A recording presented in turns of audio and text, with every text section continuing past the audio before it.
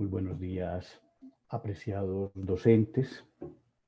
Soy el profesor Rubén Darío Ramírez Arroyave, docente adscrito al Departamento de Formación Pedagógica e Innovación Didáctica de la Universidad Católica Luis Amigó, sede Medellín.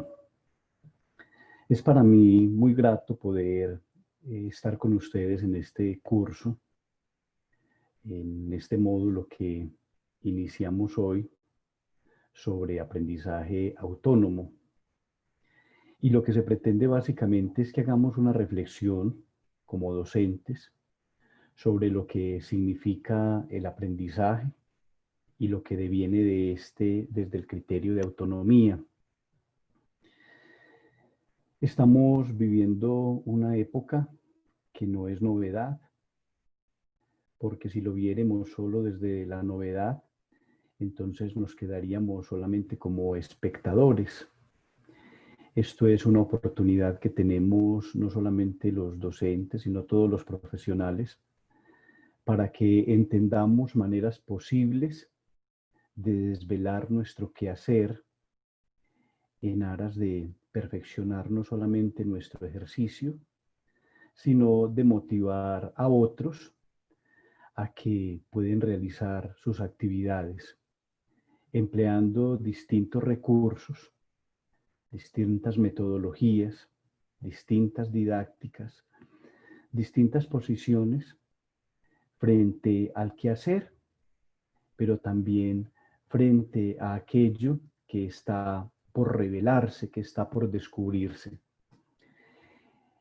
En áreas de la enseñanza, nuestro objetivo, queridos compañeros, siempre será el de provocar. Si no somos provocadores, si no estamos incitando en la vida y en la esencia de nuestros estudiantes, entonces nuestro trabajo está siendo corto, medido, poco sustancial. Vamos entonces a iniciar esta breve reflexión con algunos elementos, porque realmente necesitaríamos mucho más tiempo, pero de eso se trata, de provocarlos, de que sigamos mirando realmente qué es el aprendizaje, de dónde viene el aprendizaje, cuáles son las nociones que se tienen en pedagogía de aprendizaje, los efectos del aprendizaje en la vida de los estudiantes, cómo se comparte el aprendizaje. De eso también podríamos hablar de qué es el conocimiento, cómo se conoce mejor, cuáles son las bases de todo conocimiento científico, qué relación existe entre el conocimiento y la experiencia, por qué mecanismos o por qué medios nosotros aprendemos mejor, qué significa la tutela del docente en tiempos de pandemia, cuáles son los efectos de la evaluación en el proceso del aprendizaje, qué tiene que ver la legislación vigente, por ejemplo, de Colombia frente a estos procesos educativos. Realmente estamos haciendo una reflexión crítica sobre lo que significa educar hoy.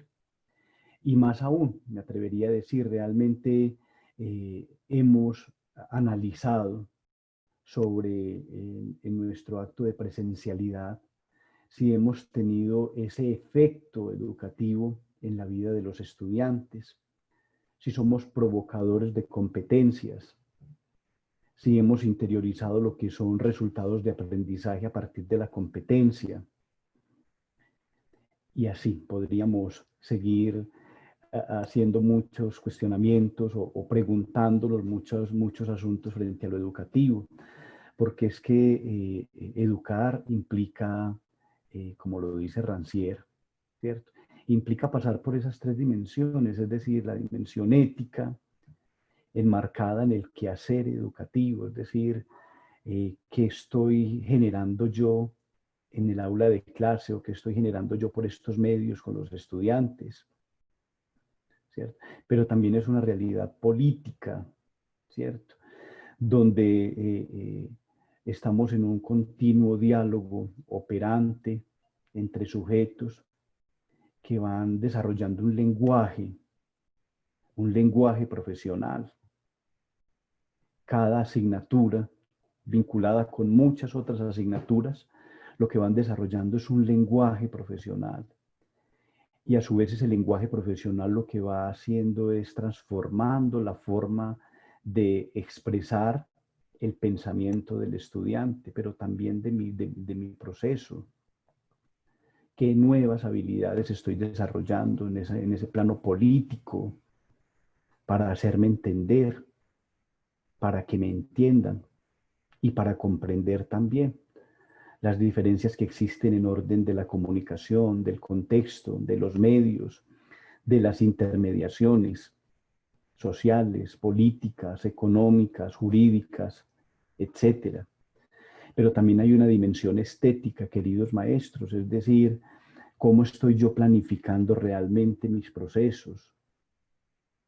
En este tiempo se nos ha pedido o que debemos realizar nuevamente un proyecto docente, que no lo debemos copiar. Realmente tenemos la capacidad de comprender que no se puede copiar un proyecto docente porque en estos momentos hay otras intermediaciones, otros lenguajes, otros discursos, otras formas de operar que deben ser portavoces de comunicación y de efectividad en el discurso pedagógico.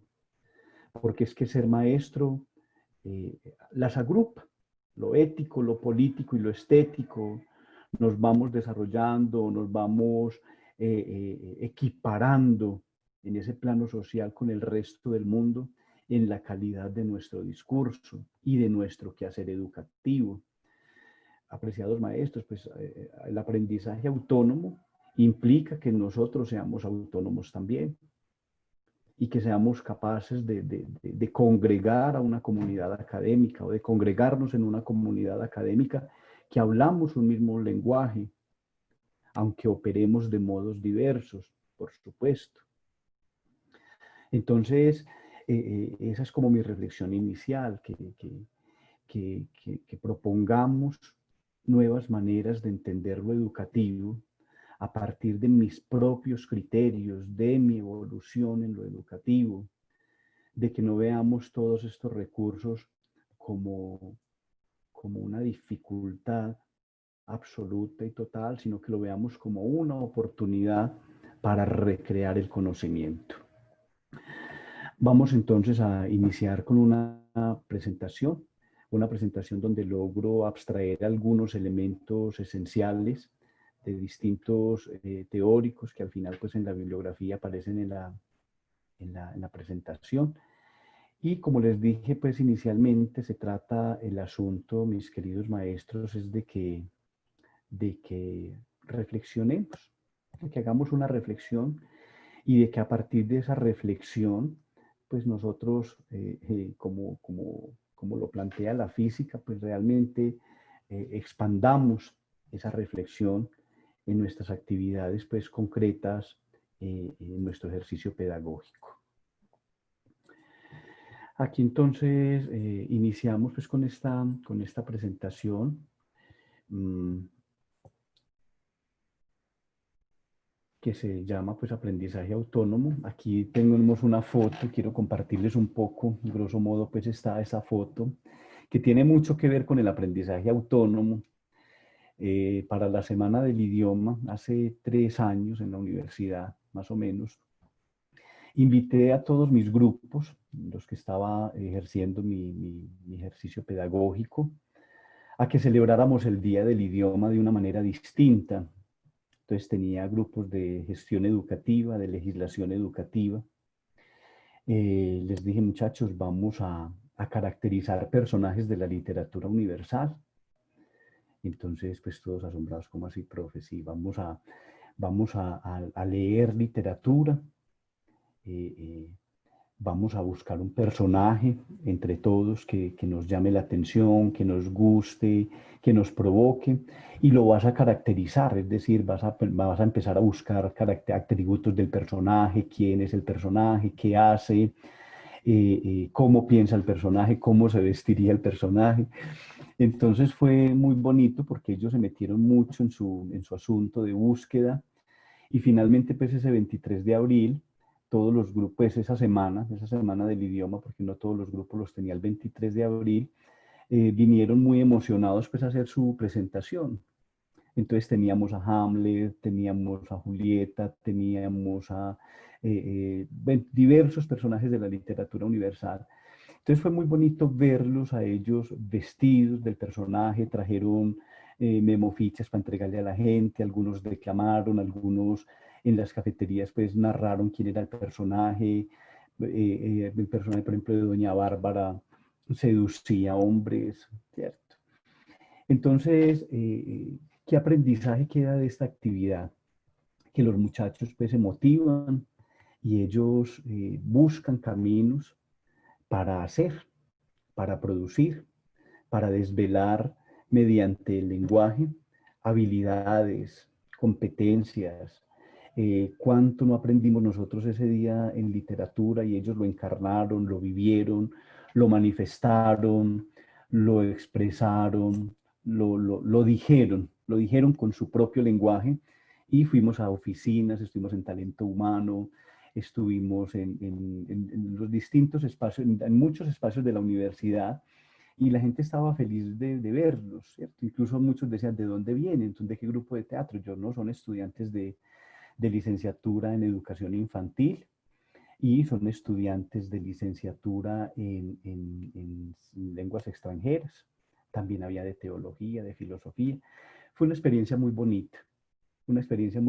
que me gustó mucho iniciar con esto porque es una forma distinta de enseñar, ¿cierto? De cautivar la atención del estudiante, de provocarlos. Esto es aprendizaje autónomo, ¿cierto? Es decir, no estábamos en clase de literatura, estábamos en una clase de gestión educativa, pero en una clase de gestión educativa también podemos leer literatura, somos maestros, ¿cierto? Y el maestro está llamado, o el profesional está llamado a leer distintos textos, no solamente el texto argumentativo, sino el texto expositivo, el texto informativo, ¿cierto?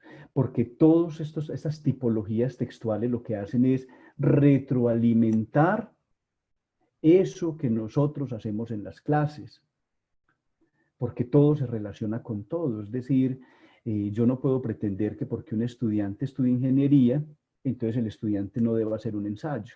¿Y para qué vamos a hacer ensayos? O porque un estudiante estudie matemáticas, entonces no hay necesidad de enseñar español o enseñar ortografía, no hay que corregir eso porque es que el matemático dedica su vida es solamente a resolver números. Absolutamente no, ¿cierto? Las competencias no son solo habilidades, no son solo destrezas.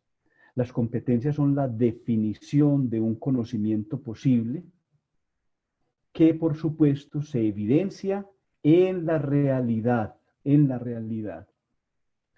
Hay discursos que a veces sobrepasan el contexto. Me explico.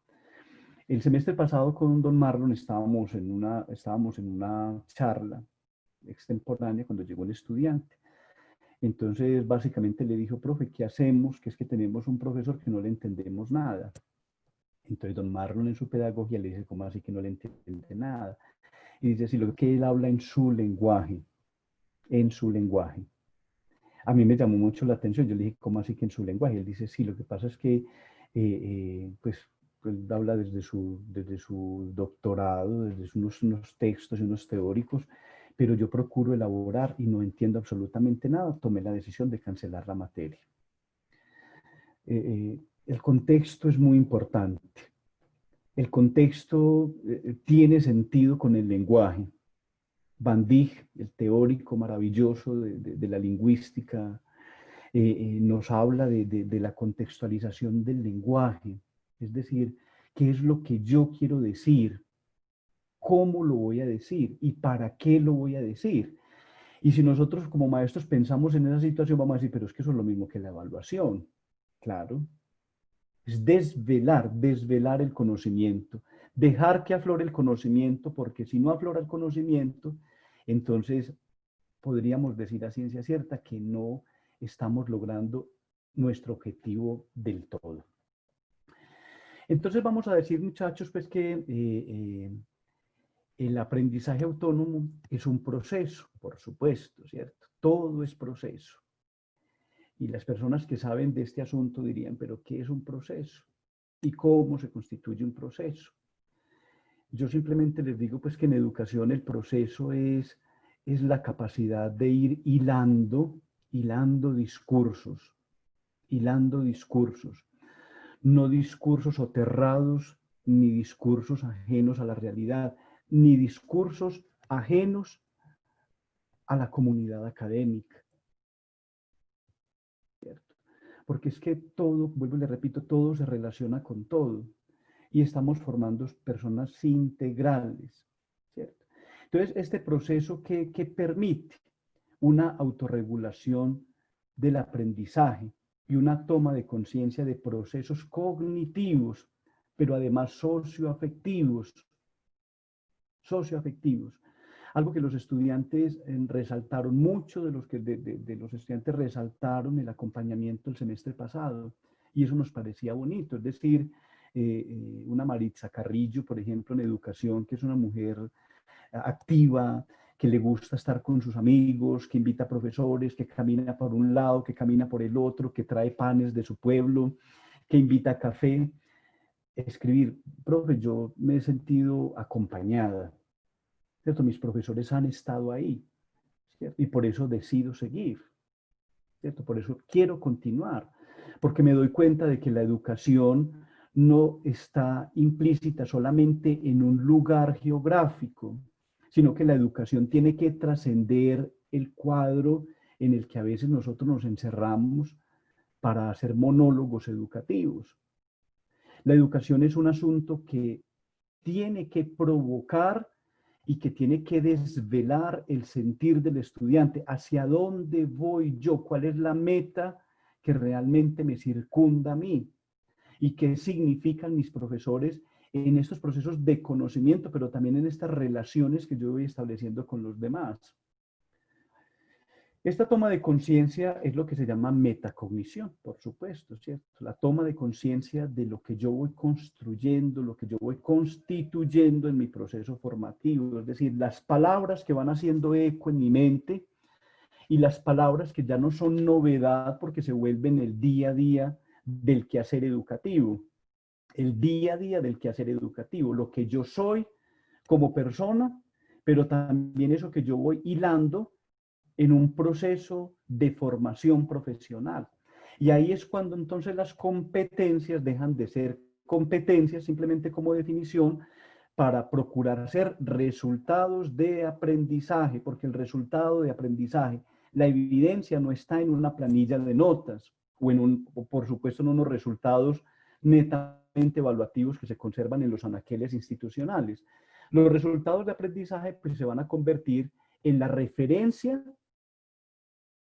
¿cierto?, que se evidencia en cada estudiante, en su ejercicio profesional. ¿Dónde está el esfuerzo pedagógico nuestro? En este caso, muchachos, está orientado a la formación de sujetos centrados en resolver aspectos concretos de su propio aprendizaje. Y no solo en resolver una tarea determinada. Ese es el error. Y eso no es aprendizaje autónomo. No es una tarea. Está esta tarea para hacerla tal día. La tarea se hace, muchachos, seamos honestos. Algunos hasta las mandarán a hacer, ¿cierto? Pero yo como docente, ¿cómo voy evidenciando que realmente estoy provocando a estos estudiantes para que realmente tomen conciencia de lo que es su proceso formativo? Por eso nosotros debemos ser personas que constantemente estamos llevando a que el estudiante se cuestione, revise, planifique, controle y evalúe su propia acción de aprendizaje. Entonces, aquí entonces ya hablamos de unos niveles mucho más profundos. Entonces, niveles de comprensión y de control de aprendizaje. ¿Cuáles son las dimensiones de este aprendizaje autónomo, apreciados compañeros? Ya insinué algunos elementos ahorita, pues las dimensiones políticas, las relaciones que se establecen entre las personas, mi rol de docente y el rol del estudiante. El rol de docente que debe ser absolutamente concreto, pero que debe ser una persona con una capacidad de interferencia, de diálogo con el conocimiento. Y cuando uno dialoga con el conocimiento, deja de decir 2x al cuadrado más 2x más e para trascender un poco más el asunto, ¿cierto? Para trascender el asunto. Los juegos del lenguaje que nos plantea Wittgenstein, por ejemplo, la lógica del discurso, aquellos elementos que yo voy denotando en el día a día, en mi ejercicio pedagógico, deben ir calando en la conciencia interpretativa de los estudiantes, y eso son competencias. El MEN hace muchísimo tiempo está hablando, desarrollemos y planteemos competencias. Cuando uno habla de competencias genéricas, eso lo voy a hablar más adelante, competencias genéricas, uno dice, ¿qué tanto provoco yo en el estudiante, por ejemplo, la capacidad de interpretar? Pero ¿cómo voy a interpretar si no leemos textos? O si estoy releyendo los textos de hace 40 años o de hace 30 años. Bueno, es decir, ¿dónde está la provocación, la innovación? ¿Cuántos textos míos están leyendo los estudiantes? Fragmentos de lo que yo pienso sobre lo educativo.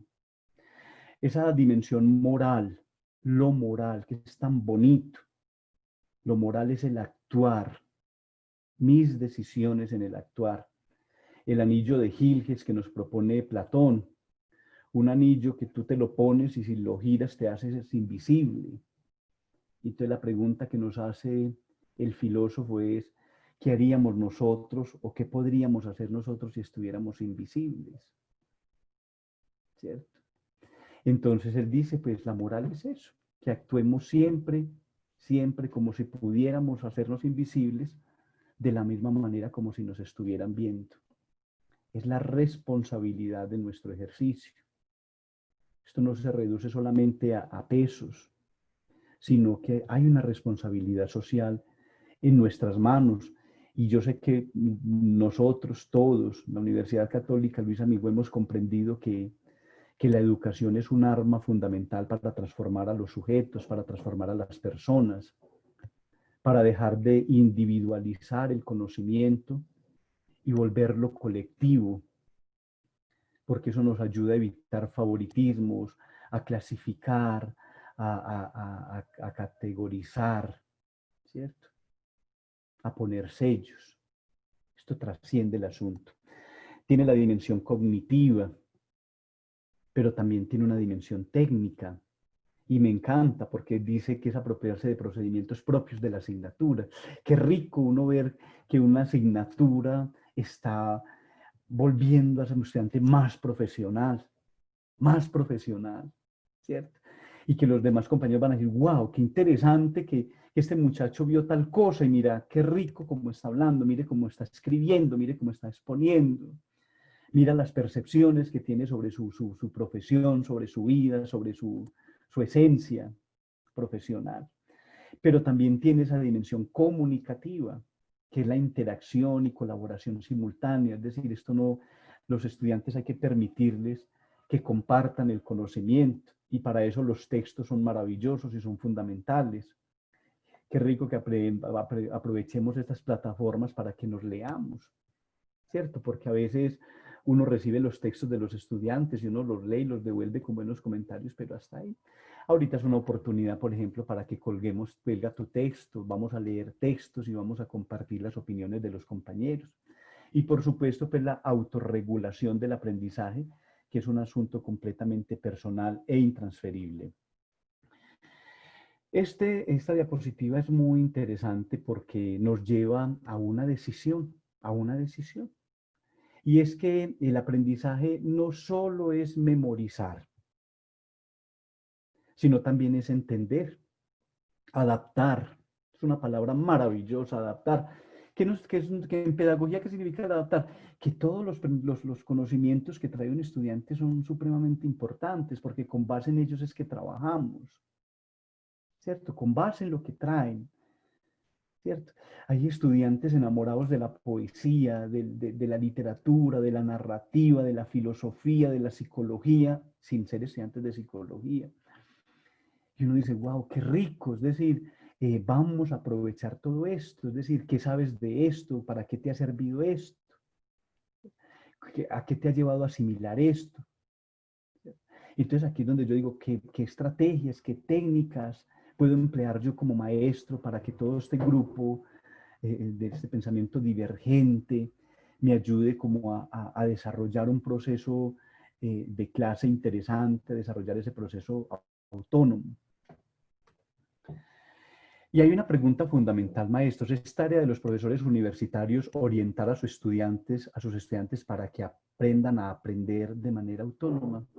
Muchachos, es una pregunta muy interesante. Es decir, hemos desarrollado nosotros esa capacidad, la hemos pensado, lo hemos contemplado en nuestro ejercicio formativo.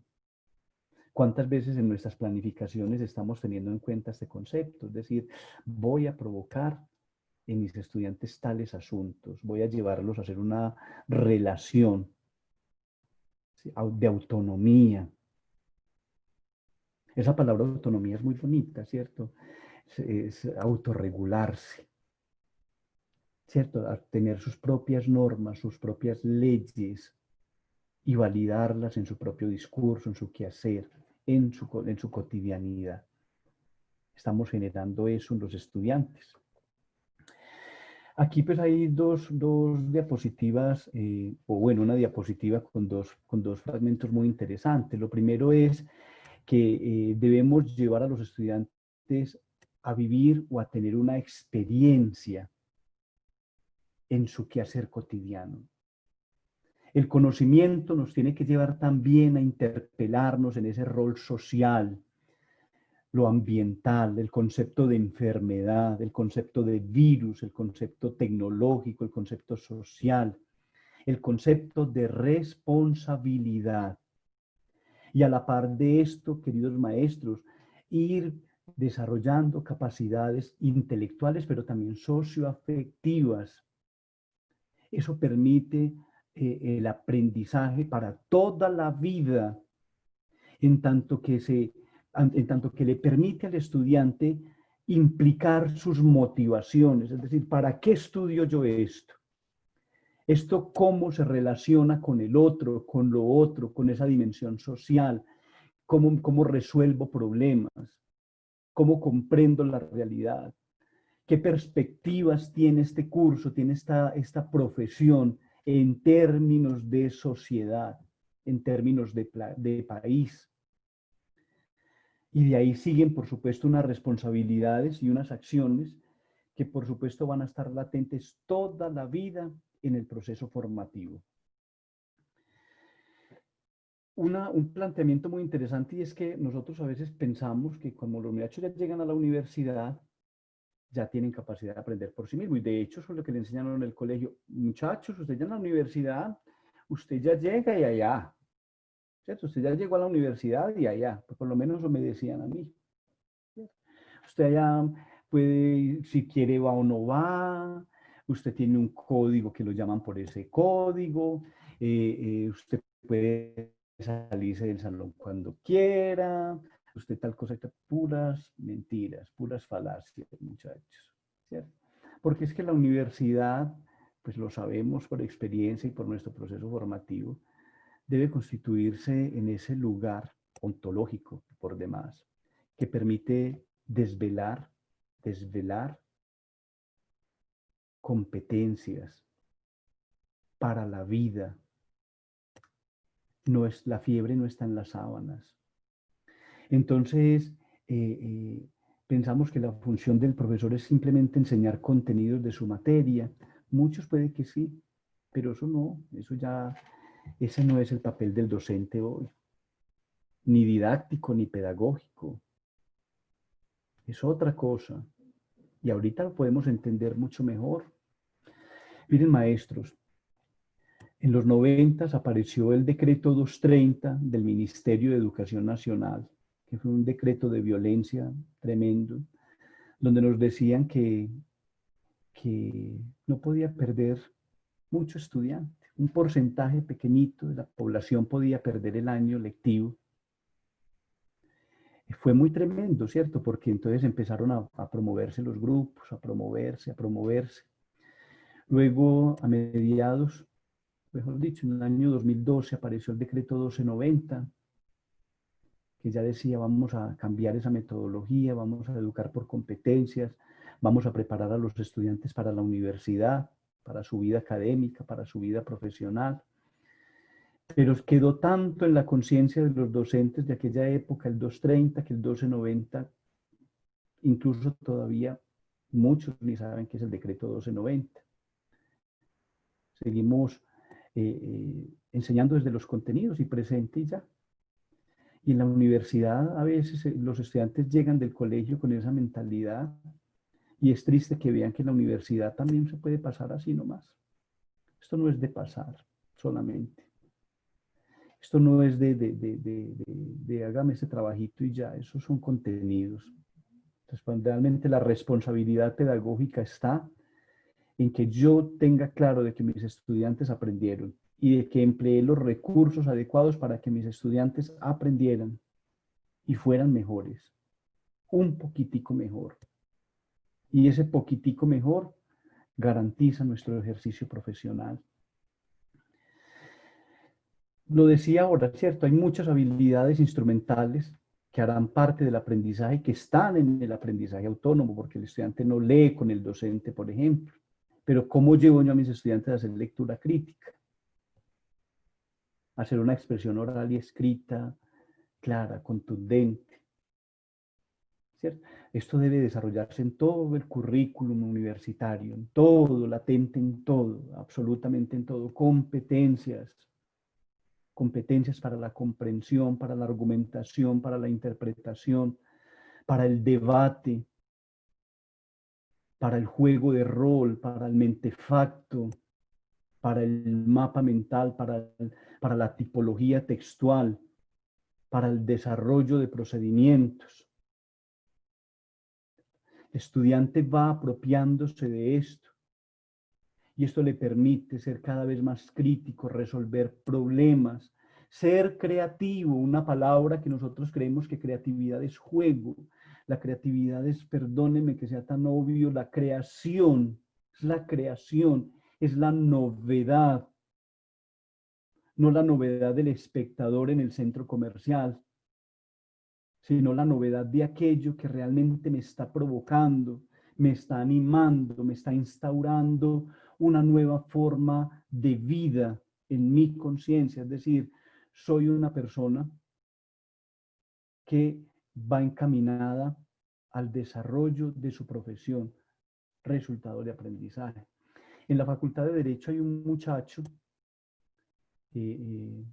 no sé su nombre, pero es un chico del Chocó, y uno a veces dice, este muchacho se vuelve hasta intenso. Y entonces él lo persigue uno todo el día para mostrarle el nuevo artículo que creó. Va y le habla de todos los profesores. Mire, esto me lo enseñó mi profesora tal. Mire esto, mire esto que estoy elaborando. La hidrisca.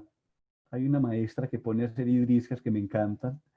Entonces, y eso es bonito. Porque entonces uno dice, este muchacho, uno en el momento pues dice, ay, ahí viene aquel otra vez, voy a agachar la cabeza un momentico, pero lo ve uno llegar y es enamorado, y entonces dice, yo voy a cambiar el derecho y voy a cambiar esa realidad social del negro y esa realidad del Chocó, y el derecho me ha servido a mí para eso, y el derecho me ha servido para tal cosa. Dios mío, entonces uno como Amparo Grisales, uno como que se eriza con ese tipo de estudiantes, qué maravilla, qué es esto, por Dios. ¿Qué es esto tan bonito? ¿Mm? De comunicación, una docente, que tampoco recuerdo el nombre, me invitó a dar un taller de habilidades comunicativas en un grupo. Estuve 2 horas con ellos y fue tan bonito que ellos reconozcan en el lenguaje la esencia de su profesión. Y entonces empiezan a mostrar documentos, a mostrar cositas, y mira esto y mira lo otro, ¿qué te parece? Muchachos, provocar, enamorar, cautivar. Porque cuando uno hace eso, el concepto de autonomía o de aprendizaje autónomo se vuelve otra cosa. Lo hemos logrado. Este muchacho sale de la clase y se va enloquecido a compartir lo que aprendió, a compartir lo que aprendió, lo que vivió en el aula de clase, lo que dinamizó este curso. Entonces uno empieza a decir, ay, bueno, entonces ya estoy aplicando los tipos de aprendizaje, que uno diría, vamos a preguntarle a los profesores de la universidad qué tipos de aprendizajes hay. Hay aprendizaje por descubrimiento, aprendizaje innovador, aprendizaje latente, aprendizaje lector, de mantenimiento, aprendizaje social, metacognitivo, vicario, continuo y vertical. Y entonces me dice a mí, un docente de administración, que son muy buenos, ¿cierto? Una mente creadora. Dice, pues yo nunca estudié esos conceptos. Yo le digo, claro, si usted no estudió esos conceptos, lo estás viviendo. Lo estás viviendo porque tienes el don de la palabra y de la transmisión, de enamorar, de enamorar. En una clase, maestros, en un curso, creo que era de gestión, tenía una estudiante de filosofía que es muy buena, muchacha Estefanía, eh, eh, y entonces lanzó la perla. Decía ella, profe, es que la educación es impresionante. Yo le decía, cuéntanos, a ver, y ella decía, profe, es que el docente se convierte en un referente para muchos estudiantes. Ese modelo, el único modelo que tienen en su vida es el maestro, es el docente que tienen al frente. Y yo, pues claro, ¿cierto? Es decir, qué interesante eso que dices. ¿Cuánto podemos nosotros hacer en la vida de los estudiantes cuando amamos nuestro oficio, nuestra profesión, cuando sacamos tiempo de manera estética para hacer una planificación, de pensar qué es lo que voy a hacer y para qué lo voy a hacer? Ese es, estamos terminando un proceso y estamos sacando notas a la carrera por llenar. No, no, no. Eso no es, maestros, eso no eso es cumplir y lo podemos hacer por cumplir, pero no habremos logrado nuestro objetivo, porque se trata es de eso que dijo Estefanía, de convertirnos en ese referente, enamorarlos. Me dicen algunos estudiantes de, de, de, de, de X profesión que no tienen nada que ver. Es que este profesor, por ejemplo, a veces nos lee una noticia antes de empezar la clase y tenemos 10 minutos tan rico, profe, analizando esta situación. Y es una materia de ingeniería, por ejemplo. Y tú la pregunta que puede hacer una persona, ¿y eso qué tiene que ver? Mucho, muchísimo, muchísimo, totalmente. Si nosotros no entrecruzamos el conocimiento, si no nos permitimos desarrollar habilidades y un desarrollo, valga la redundancia, creativo, entonces vamos a estar simplemente repitiendo conceptos. La docencia debe estar centrada en el aprendizaje de los estudiantes y de su formación integral, eso ya lo sabemos, pero entonces necesitamos estrategias que ayuden a esos estudiantes a involucrarse de manera activa en estos procesos, ¿cierto? Que estén motivados y que encuentren, por supuesto, un sentido a lo que hacen y lo utilicen en nuevas situaciones. Excelente, ¿cierto?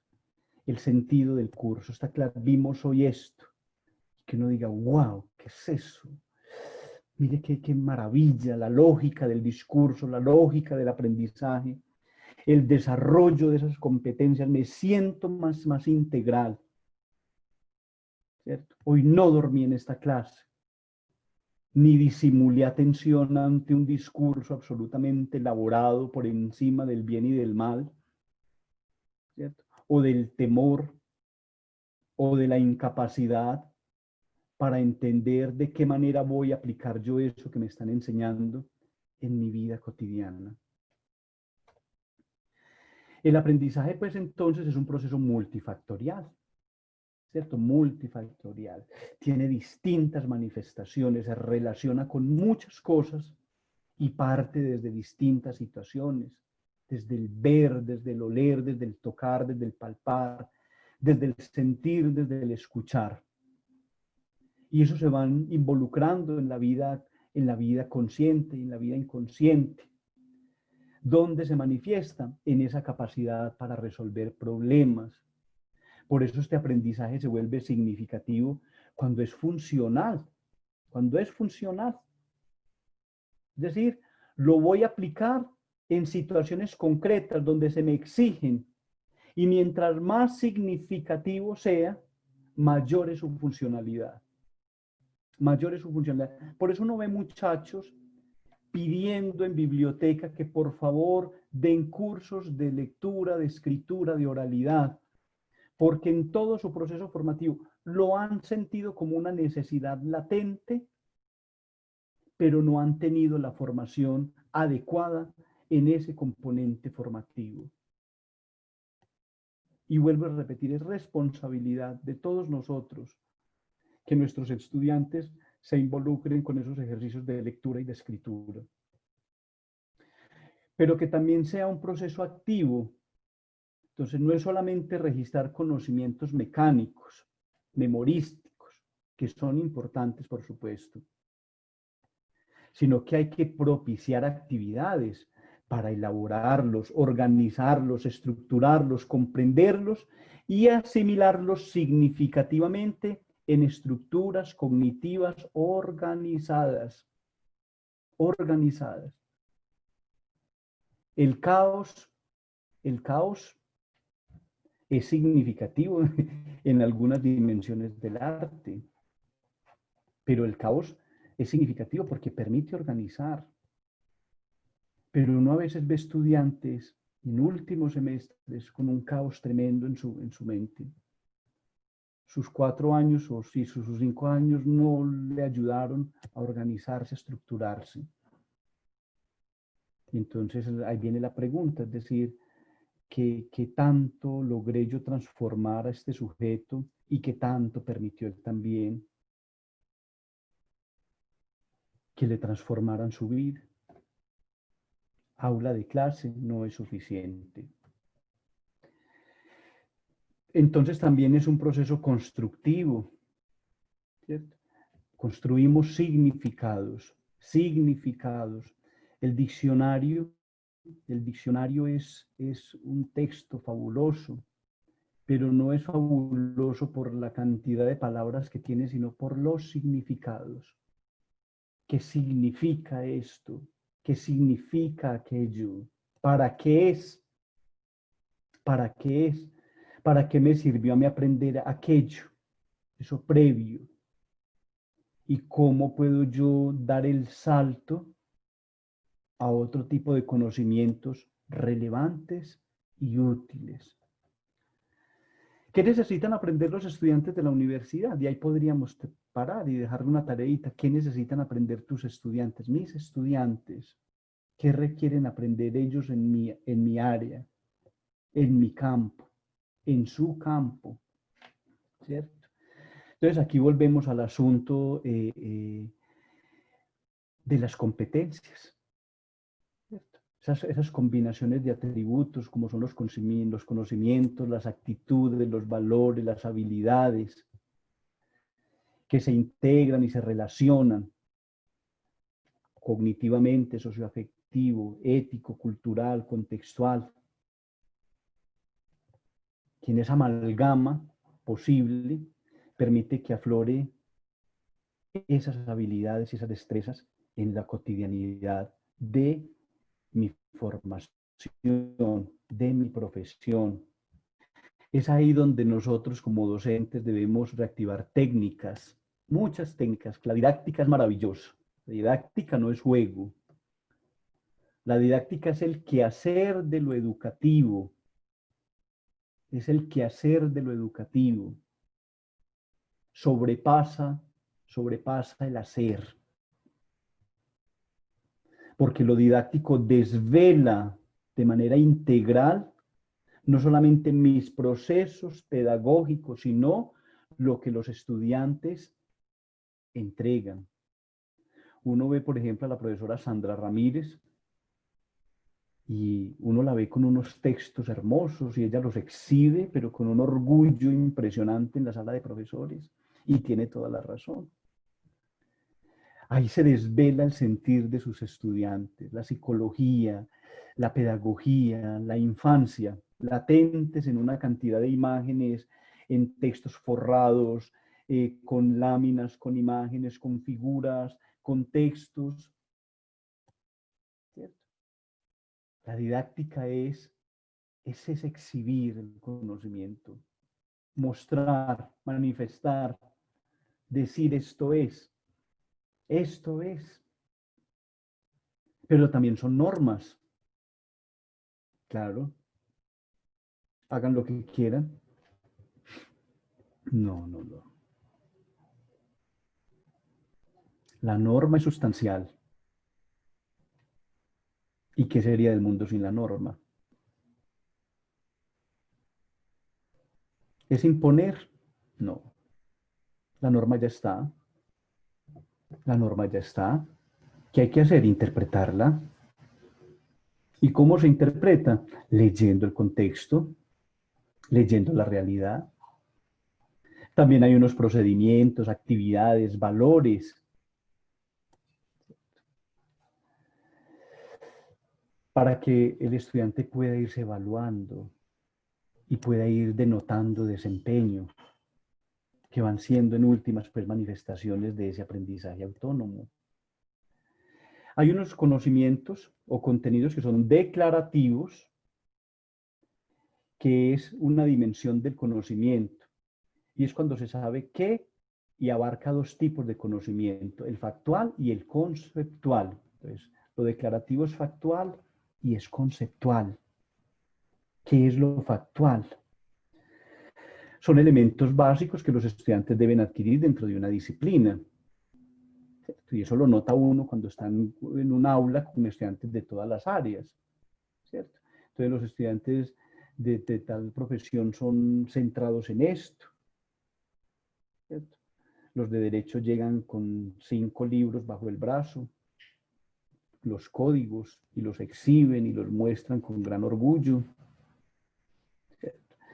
Este estudiante de filosofía debate y discute un poco más frente a algunos temas y les explica a los demás las bases filosóficas, ¿cierto?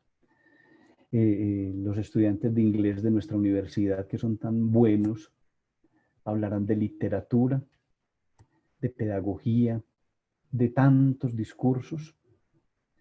Nuestras estudiantes de preescolar manifestarán su adhesión a las disciplinas pedagógicas que les permiten entender la infancia.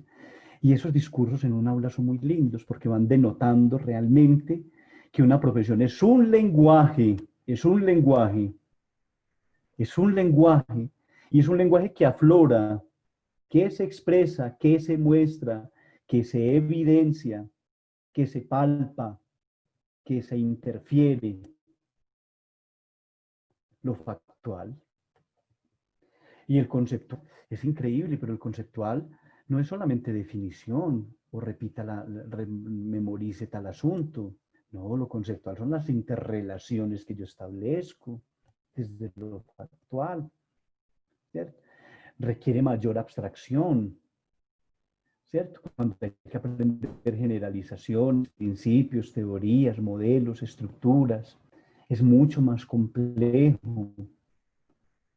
Porque cuando yo defino un asunto, pues yo lo defino y lo aprendo y lo vivo, pero cuando ya lo tengo que hilar con otras cosas y cuando lo tengo que presupuestar y medir y comparar, ya estoy conceptuando. Cuando estoy agregando el teórico, cuando estoy agregando la validez científica del asunto, cuando estoy objetivando el hecho. Y nuestros estudiantes van desarrollando esas habilidades y a veces uno escucha docentes o compañeros que dicen es muy arrogante, maravilloso, ¿cierto? Necesita el muchacho de pronto alguien que le enseñe a que el conocimiento es inabordable, no tiene límite, perdón, ¿cierto? que mientras más conocemos, más nos permitimos conocer, y que todo conocimiento lo lleva a uno a ser un poco más humilde. Pero muy rico que hagan todas esas interrelaciones, interferencias, ¿cierto? Y más si hablan de un curso que yo les he compartido, maravilloso. Pero también hay unos contenidos actitudinales, que era lo que le estaba diciendo, es decir, porque a veces son cerebros, pero también cómo puedo provocar yo esas actitudes, esos valores, ¿cierto? Eso afectivo, esas conductas, es decir, ese saber ser, pero también ese saber estar, ¿cierto? Esas actitudes, esas disposiciones del estudiante frente al aprendizaje, si es de apertura, de curiosidad, de responsabilidad, de búsqueda, de indiferencia, de indiferencia. Y entonces hay como maestros uno dice, entonces, ¿yo qué hago ahí? La respuesta pues es muy sencilla. Hay que seguir siendo maestro. Llegará el momento en que una palabra, un acto, un gesto le llegue a sus estudiantes y que sean ellos los que vayan validando por fuera del aula, en la soledad, porque los grupos son unos y cuando ellos están solos son otros, eso lo sabemos. En que se dé cuenta de que el aprendizaje se expresa, se expone de una manera más plena en la soledad, porque ahí es donde empezamos a elaborar, a concatenar, a unir. La cognición inicia con la percepción y es seguida por el procesamiento de la información. La percepción es muy importante, esa percepción que yo doy a los estudiantes. Y la percepción es fisiológica, es mirada, es gusto, es audición, ¿cierto? Porque uno no percibe un fantasma, uno se lo imagina, pero yo percibo lo que veo, lo que siento. Y esa percepción en pedagogía es muy importante porque es dinámica, moviliza, potencia, anima. Estas son teorías del aprendizaje que han desarrollado, pues valga la redundancia, muchos teóricos, ¿cierto? Piaget, Vygotsky, Brunner, Skinner, ¿cierto? Las formas como aprende el estudiante. No las vamos a ver porque no estamos en clases o en una actividad de teorías del aprendizaje, pero simplemente, muchachos, es darnos cuenta de que hay muchas formas de aprender, muchísimas formas de aprender. Uno quisiera que todos los estudiantes fueran atentos, activos, participativos. Hay unos que se mueven, otros que rayan, otros que escriben, otros que preguntan, otros que son felices mirándola, otros que son felices de letre. Todas esas son las perspectivas dentro del aula de clase. Pero el aprendizaje autónomo es el estudiante, él con su realidad, con sus dinámicas de aprendizaje. Maravilloso provocarlos a todos de alguna manera. Para mí el texto es fundamental. El texto, un maestro que sea capaz de hablar de texto, de dirigir desde el texto, no desde 1000 diapositivas en una hora de clase. El texto, el narrar, el contar, el comunicar, el decir, el proponer, ¿cierto? El conocer, la comparación, la clasificación de conceptos, la toma de decisiones, pensamiento crítico, creatividad, metacognición, ¿cierto? Que unos autores que hacen una lista maravillosa de qué se necesita para aprender. Y miren, muchachos, que son palabras, verbos maravillosos que uno debería disfrutar de manera pasional. Imagínense el percibir. ¿Qué es percibir, por Dios bendito? ¿Qué es deducir, asociar, comparar, interpretar, generalizar, analizar, relacionar, evaluar, sintetizar, observar, expresar, crear, clasificar? Es la lista de ellos. Nosotros tenemos nuestros verbos, los tenemos claros, ¿Qué necesitan mis estudiantes para aprender? ¿Qué necesito yo para aprender? Ver, observar, dinamizar, cultivar, escribir, provocar, diseñar, hacer. Cuando uno va a las ferias que hacen en la universidad, por ejemplo, de facultades como de ingeniería, de arquitectura, es un deleite ver las maquetas y a uno no le pasa por la cabeza haciendo una cosa de esas, por ejemplo, ¿cierto? Pero uno dice, wow, qué rico. Todo el diseño, la métrica, la medida. Pero lo que más es hermoso es ver la obra, la creación. Y detrás de eso, ¿quién estuvo? Un maestro, un docente, que aparte de ser arquitecto, enseñó a hacer. ¿Cierto? Y uno dice, qué necesitaría yo para aprender a hacer todo eso? Ahí está la respuesta que me daría ese maestro. ¿Cierto? En gastronomía. Muchachos, tenemos todo a la mano para provocar, para mostrar. Ah, profe, pero ¿y ahorita con esta pandemia qué? Ahí es donde está la realidad y la conciencia y la interferencia con los medios, la disposición y el amor. Estas operaciones cognitivas, es decir, este desarrollo de lo que hablamos anteriormente, se transmite mediante un lenguaje, ya lo dije, ¿cierto? Se concretan en habilidades cognitivo-lingüísticas, como describir. También aquí asuntos interesantes para el aprendizaje autónomo, describir, definir, resumir, explicar, justificar, argumentar y demostrar. Darle significado a experiencias, a vivencias y al material que trabajamos, ¿cierto? Hay muchas formas de pensarnos. Yo pienso que el preguntarle a un estudiante después de que llegue de su semestre, haga un texto de una página donde cuentes que hiciste en vacaciones, donde el muchacho saca el mismo texto que está utilizando desde 11. Hay muchas cosas que preguntar y que indagar, que ponga al muchacho a reflexionar y a pensar. Pues hay esas estrategias que se proponen también, pues las estrategias metacognitivas y las estrategias cognitivas, metamotivacionales y motivacionales, para señalar algunas, ¿cierto? Entonces, por ejemplo, la metacognitivo, representación no mental del proceso, ¿cierto? Monitorear, es decir, cómo yo mismo me voy dando cuenta de todo este proceder, ¿cierto? De todo este asunto. Un estudiante de licenciatura en inglés me decía, profe, tengo todos los cuadernos desde el primer semestre hasta ahorita y los he ido pegando, y me mandó una foto, un mamotreto así. Y yo le preguntaba para qué, eso me decía, para repasar, para revivir. Qué belleza. Yo decía, es para saber, pero yo no, profe, para revivir. Entonces a veces me siento y me pongo a mirar los apuntes y me pregunto qué será de esta profesora. Miren, aquí está, por ejemplo, toda la exposición de la profesora Liliana Maturana, toda su, toda su semblanza, todo ese amor, toda esa estructura académica de ella, su ilusión, su amor. Y yo, wow, bonito.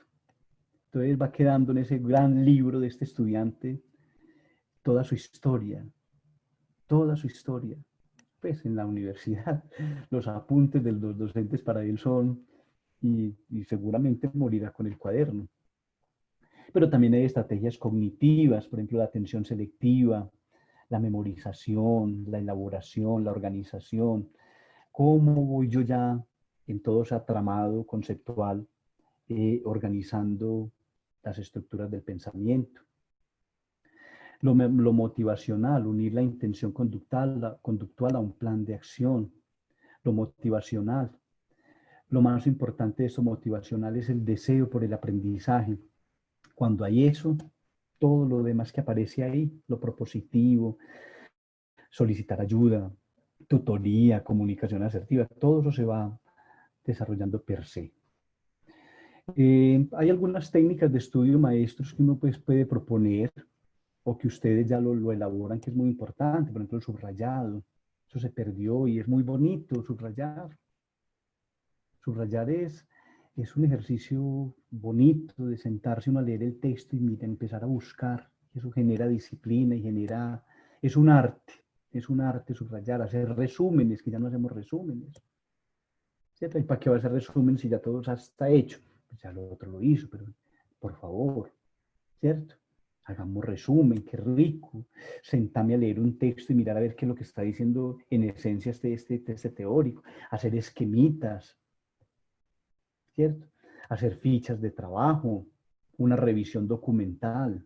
Excelente. Tenemos a una persona maravillosa en la universidad, que es nuestro bibliotecario, que él es un hombre absolutamente dispuesto a todo este tipo de trabajo y le encanta además, él es una hormiguita y todo el tiempo es, Rubén, ¿qué vamos a hacer? Vamos a hacer este curso, vamos a proponer esto, vamos a mirar tal cosa. Aprovechar todas esas fuentes que tenemos ahí ya organizadas, que otros diseñaron para buscar. Lo que pasa es que yo les digo a los estudiantes que nosotros queremos ver resultados ya, los estudiantes, pero nosotros los docentes también. Yo quiero ver resultados ya, pues de una. Eso no, eso es procesual, con tiempo. Reseñas, maravilloso hacer reseñas, ensayos, muestras fotográficas, hacer libretos. Libretos de teatro, no. Hay muchos libretos, hay de todo tipo. ¿Cierto? Narración de hechos, de acontecimientos, esquemas, sinopsis y relatorías, elaboración de blogs, que en el blog cabría todo eso, porque entonces me dicen, ay, pero el papel, y no, en el blog, metan el blog.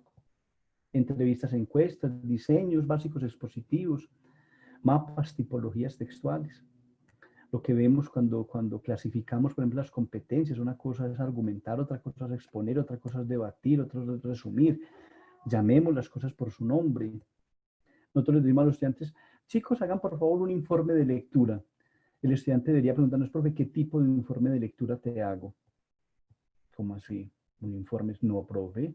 Yo te puedo hacer una reseña, que es un informe de lectura, una relatoría, un ensayo, una crítica textual, un microartículo, un texto X, un texto Y, porque todos tienen su nombre y todos tienen una técnica y todos tienen una función. Y ahí van desvelando estrategias de aprendizaje autónomo, ¿cierto? Por ejemplo, la abstracción es un aspecto importante para la profundización del aprendizaje. Por medio de ello se identifican las partes más relevantes de la información para después ser capaces de trasladarlas a otros contextos. Maravilloso. Por ejemplo, leer un texto. ¿Qué hago con el texto? Pues primero léalo. Pero luego, ¿qué? Haga un resumen, una síntesis. Saque ideas principales, secundarias. Saque leccias. Recree el texto, haga un intertexto, haga un mentefacto conceptual, un mapa conceptual, diseñe tal estructura, plantee otra tipología textual a partir del texto, haga un mapa conceptual, haga una elaboración de fundamentos, ¿cierto? Por ejemplo, en psicología la elaboración de fundamentos es maravilloso, ¿cierto? Porque el texto a usted le narra todo, pero usted va a empezar a fundamentar el texto, a sacar su propio texto, a modo de diccionario puede ser, o a modo de definiciones concretas en su quehacer, ¿cierto? Entonces yo empiezo ya a desarrollar contenidos y aplicar competencias. Aquí pues volvemos a lo mismo, es decir, yo ya en el aprendizaje autónomo lo que yo voy denotando ya son las competencias adquiridas por el alumnado, por los estudiantes. Y recuerden, competencias genéricas y específicas. Las genéricas son interpretar, argumentar, proponer y las específicas son propias de su profesión. En derecho tenemos nuestras propias competencias, pero en psicología tienen sus propias competencias. Los licenciados tenemos nuestras propias competencias específicas. ¿Sí? Enseñar, formar, evaluar, más las genéricas que son interpretar, argumentar, proponer. ¿Cómo las diseño yo? Eso lo veremos en el próximo módulo. Contexto de aprendizaje en un aula ordinaria. El contexto. Es decir, ¿dónde provoco? Aquí, muchachos, pues esto ahorita está ahí en el tamiz de la interpretación, ¿cierto? La palabra clave es trabajo de campo fuera de la universidad. Duración de la actividad. Usted es el guía, hermano, mi querida maestra. ¿Qué estrategia didáctico? ¿Cierto? Hay también tantas como estrellas en el cielo. ¿Qué tipo de actividad vamos a hacer? ¿Cierto? Una asimilativa, como leer, ver, escuchar, manejo de información, obtener información, manipular, clasificar, analizar, aplicar prácticas, si es comunicativa, si es discusión, presentación, debate, si es productiva. Aquí entonces hacemos alusión a las competencias que establecen el Instituto de las Lenguas, Marco Común Europeo de las Lenguas, la competencia receptiva y la competencia productiva, maravillosas. La competencia receptiva es ver y escuchar, y la productiva es hablar y escribir, imagínese usted.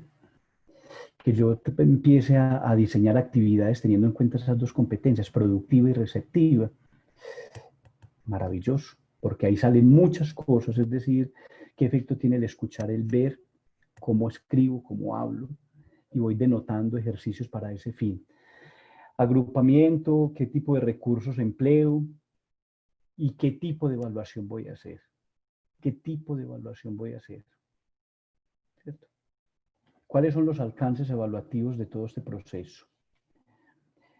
Mis queridos maestros, pues esto pues grosso modo lo que yo les quería compartir el día de hoy.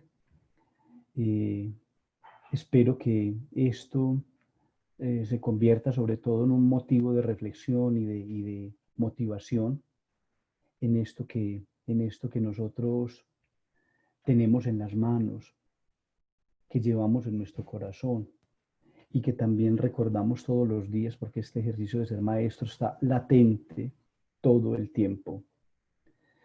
Cuenten conmigo en lo que les pueda colaborar desde el departamento, en la elaboración de proyectos, en revisión de proyectos, en la elaboración de material pedagógico, rúbricas, evaluación por competencias.